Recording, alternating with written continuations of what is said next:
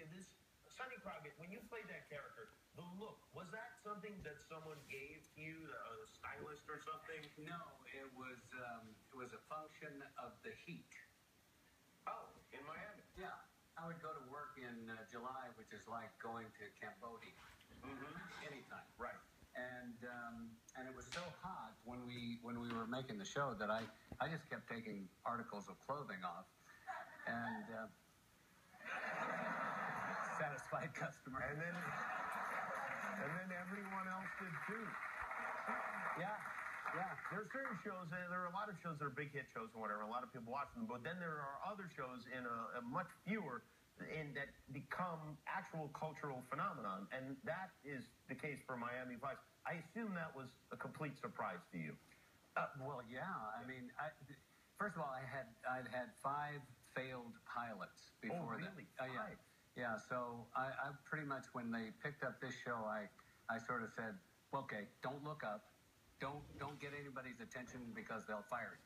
Yeah. And so I just kept my head down. And when did it dawn on you that, oh, this is a really big thing? Well, the second season, we started with a two-hour opener in New York City, and we were. And I kind of had an idea, I was still afraid to look up because I was afraid somebody was going to say, "Yeah, it's a joke," get out of here. And Philip and I had Philip Michael Thomas, who played Tubbs in the show. Sweetest man to work with. Anyway, we had a scene where we're chasing bad guys down the street. And it was downtown near the financial district. And there were these big buildings around, of course. And we were set up, and because we were pretty famous at the time, we couldn't really go out and do the rehearsal. So they set the shot up, and they said, okay, you just run out here, and you run down the street and catch the bad guys, and that's that. So action, we take off running, and the windows opened up, and panties started raining down. Not 100, thousands of panties started coming out of the buildings, raining down on the street. And I'm like going, what the hell is going on? There's panties falling, and we're chasing the bad guys, and there's panties falling on Philip's head, and so we get to the end of end of the block, and the director says, cut, and I said, what was that? And he says, it was Paul Michael Glaser was the director, and he said, well, it was a spontaneous raining of panties out of the sky.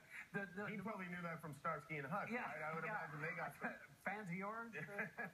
But wow, yeah, that's was crazy. That was and also unsanitary, I have to say. Well, the hilarious part of this is after the shot, we had to do it again, of course, because we couldn't figure out a way to write in thousands of panties falling out. So the hilarious part was watching the PAs, the production assistants, and the assistant directors, and everybody else go out and gather up the panties off the street. That was the hilarious. Harvest. Yeah. And then no more panties from the building. Yes. Well, pretty soon I think we did it 2 or 3 more times, and they ran out of panties. Yeah, I mean, how many do you really have on hand, especially in the financial district? Yeah. I mean, that's amazing. They're not even at home. These are people at work taking off their panties.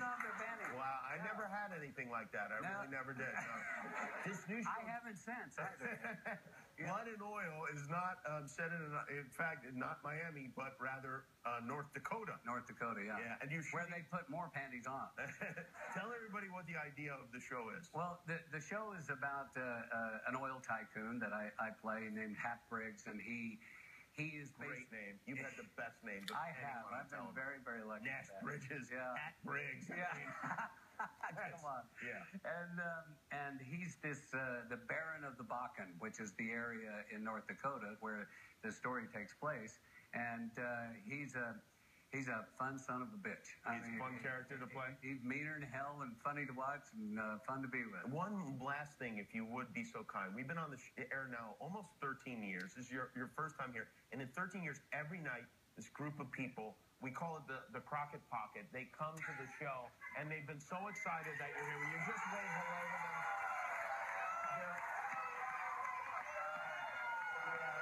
It's been a long day.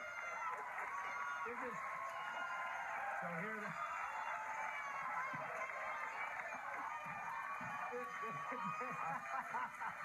All right, you don't have to come anymore. Yeah, whatever you're taking, cut it in half. That's Don Johnson, Blood and Oil, from this Sunday night at 9 o'clock on ABC. We'll be right back.